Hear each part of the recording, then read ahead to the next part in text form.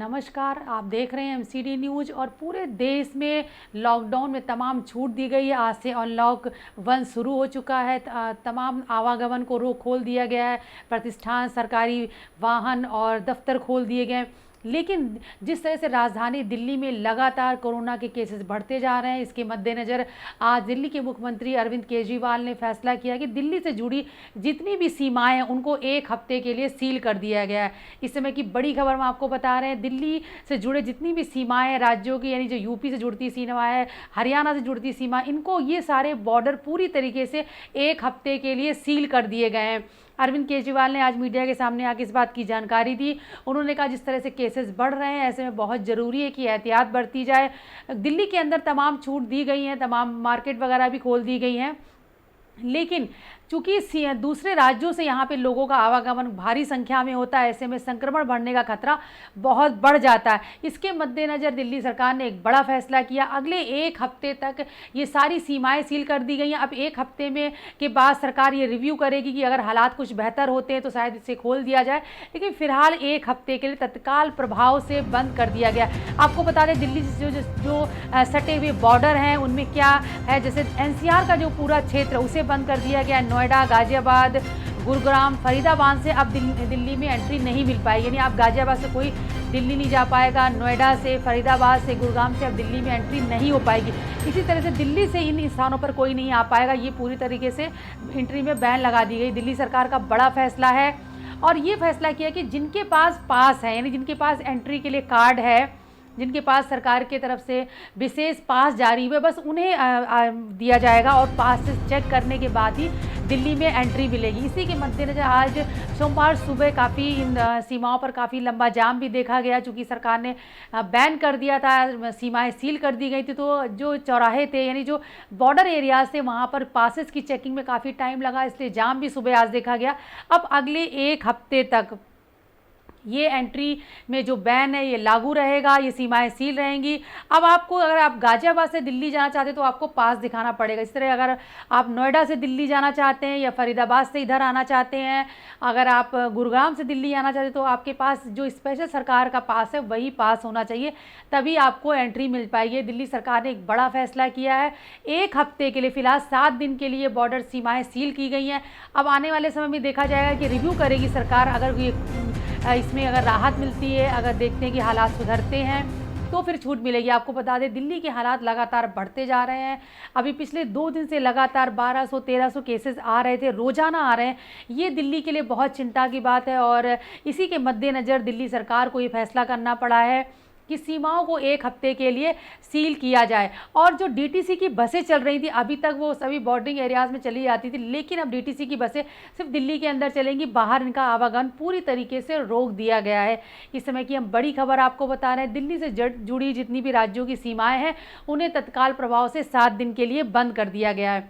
लेकिन दिल्ली के अंदर कई तरह की छूट दी गई है। हम आपको बता देते हैं, दिल्ली के अंदर जो क्षेत्र हैं उन्हें कई तरीके से छूट दी गई है। तमाम मार्केट्स वगैरह खोल दी गई, सरकारी दफ्तर खोले गए हैं। हालांकि सोशल डिस्टेंसिंग का पालन किया जा रहा है। मेट्रो सेवा अभी भी बंद है, लेकिन अंदर दिल्ली के अंदर कारें चल रही हैं, बसेस वगैरह को भी छूट मिली है।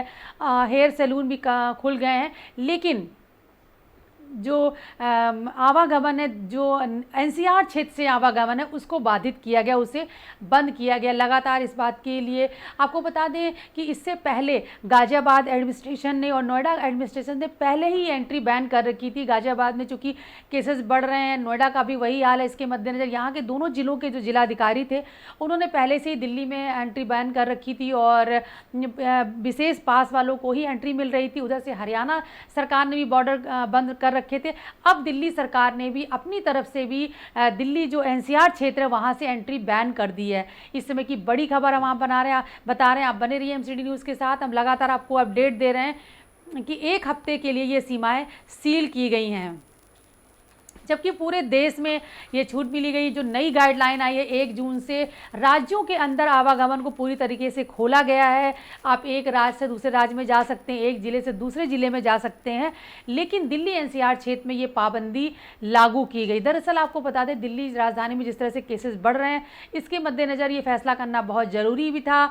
और इस बात की मांग उठ रही थी, क्या चूँकि हरियाणा सरकार पहले ही फैसला कर चुकी है, इसके मद्देनज़र ये देखना होगा कि दिल्ली सरकार ने जो ये फैसला किया, 1 हफ्ते के बाद क्या होता है। क्या 1 हफ्ते के बाद सरकार रिव्यू करेगी, उसके बाद अगर हालात बेहतर होते हैं तो इसे आवागमन को खोला जा सकता है। आपको बता दें, भारी संख्या में दिल्ली से, गाजियाबाद से, नोएडा से, गुड़गांव से, फरीदाबाद से हज़ारों लोग रोज़ाना दिल्ली आते हैं नौकरी करने के लिए, और कई लोग ऐसे जो दिल्ली में रहते हैं वो इन बॉर्डरिंग एरियाज़ में जाके अपने कोई जॉब करते हैं, किसी की शॉप है, कोई काम करते हैं।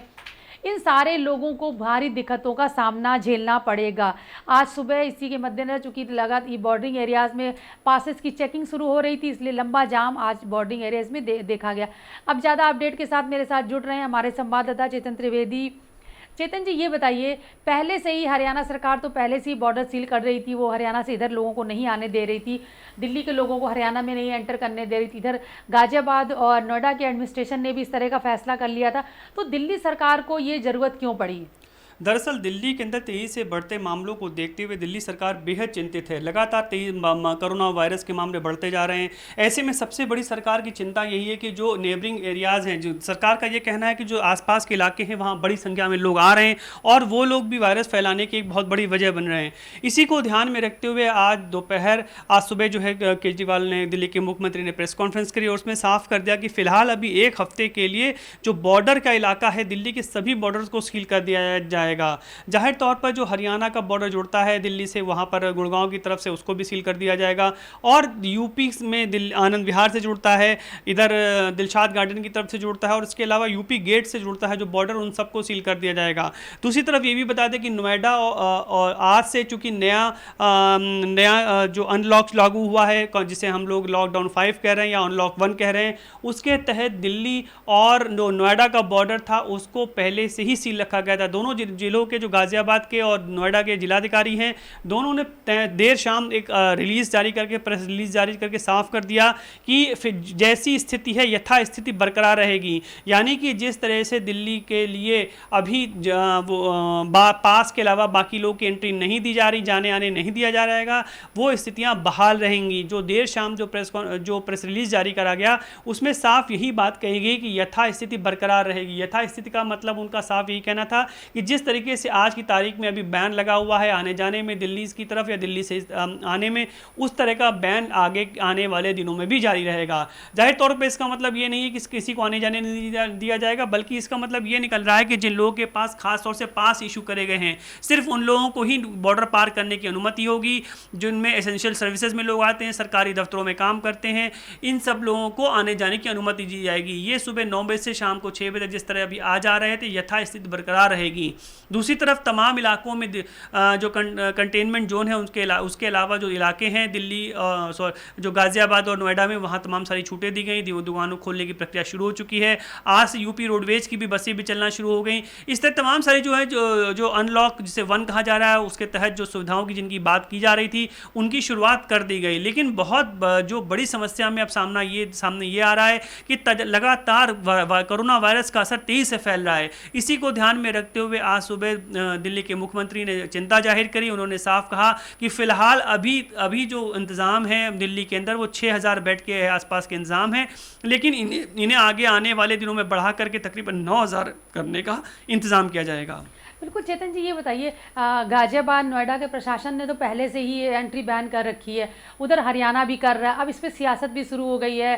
बीजेपी के नेता अनिल विज कह रहे हैं कि नहीं, दिल्ली पर सबका हक है और आने देना चाहिए। दूसरी तरफ एक और जो सीरियस मुद्दा अब निकल कर सामने आ रहा है वो ये है कि दिल्ली के हॉस्पिटल पे ये डिमांड कैसे उठ रही कि दिल्ली के हॉस्पिटल में सिर्फ दिल्ली वालों का ही इलाज किया जाए, और केजरीवाल ने ये सवाल भी पूछा। ये बहुत ही चिंताजनक है। जी, ये बहुत आज जो सभी लोग इस तरह की तमाम तरह की राजनीतिक प्रतिक्रिया इस पर आ रही है सामने।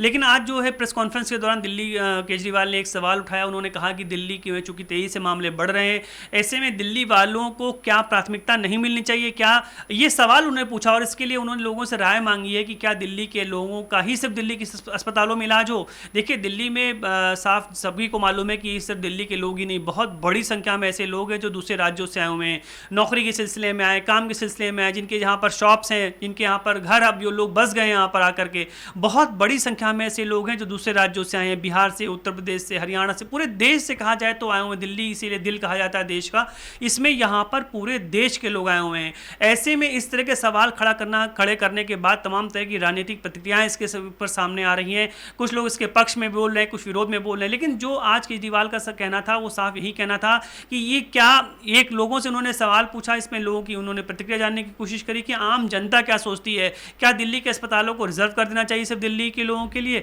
देखिए, उनके कहने का इंटेंशन सिर्फ इतना ही, उसमें जो पॉजिटिव तरीके से देखा जाए तो सिर्फ यही था कि चूंकि ये हालात ऐसे हैं, तेजी से कोरोना वायरस का कहर बढ़ता चला जा रहा है, वायरस के कहर के तहत लगातार मरीजों की संख्या बढ़ती चली जा रही है, कैजुअलिटीज़ की नंबर भी संख्या बढ़ रही है। ऐसे में ध्यान में रखते हुए कहीं ऐसा ना हो कि दिल्ली वालों को ही इलाज ना मिल पाए, ऐसे में क्या इस तरह के कदम उठाने चाहिए, एक उन्होंने सवाल क्रिएट करा। लेकिन चूंकि राजनीतिक विरोधी उनके सक्रिय हो गए उनके सवाल पर, और तमाम तरह की प्रतिक्रियाएं आई, बीजेपी भी इसको सवालों को कटघरे में खड़ी करे और राजनीतिक दलों ने भी सवाल खड़े करे, क्योंकि ये सवाल उन्होंने पूछा लोगों से, जनता से, कि क्या ऐसा करा जाए तो कैसा होगा। ऐसे उन्होंने कोई अभी ऐलान नहीं करा इसका औपचारिक रूप से, लेकिन उन्होंने एक सिर्फ इस बात के लिए लोगों की प्रतिक्रिया जानना चाहिए, लोग क्या सोचते हैं इस बारे में कि क्या दिल्ली के लोगों का ही सिर्फ दिल्ली में इलाज करा जाए, ऐसा करने से क्या जनता ऐसा चाहती है और इससे क्या प्रभाव होंगे, इसी तरह का उन्होंने सवाल पूछा। लेकिन उनके सवाल पूछते ही उनके विरोधी उनके सर पे चढ़ गए और लगातार तमाम सारी प्रतिक्रियाएं आ रही, तमाम लोग उसका पक्ष और विपक्ष में दोनों बातें कर रहे हैं और अलग अलग तरीके के इसमें जवाब आ रहे हैं। बिल्कुल, धन्यवाद चेतन जी इस अपडेट के लिए।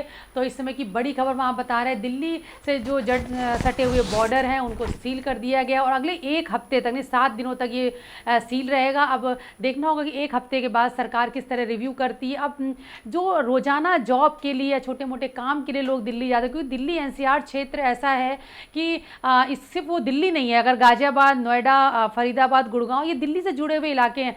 यहाँ पे जो रेस्ट्रिक्शन लगाई जाती है इसका बहुत लाखों लोगों पर इसका असर होता है और देखना होगा कि एक हफ्ते के बाद किस तरह के हालात बदलते हैं, क्या ये फिर सीमाएं खोल दी जाएंगी। और जिस तरह से कोरोना के केसेस लगातार दिल्ली में बढ़ रहे हैं, जाहिर है इसका तमाम असर उन हज़ारों लोगों पर, लाखों लोगों पर होगा जो रोज़ाना किसी काम से, पढ़ने लिखने के लिए या फिर रोजी रोटी के लिए, अपने ऑफिसेज़ के लिए रोज़ाना जो दिल्ली जाते हैं या फिर दिल्ली से गाज़ियाबाद, नोएडा, गुरुग्राम या फरीदाबाद आते हैं, उन सब के ऊपर ये भारी इसका असर पड़ेगा। आप देखते रहिए MCD न्यूज़। अगले अपडेट के साथ हम फिर हाजिर होंगे।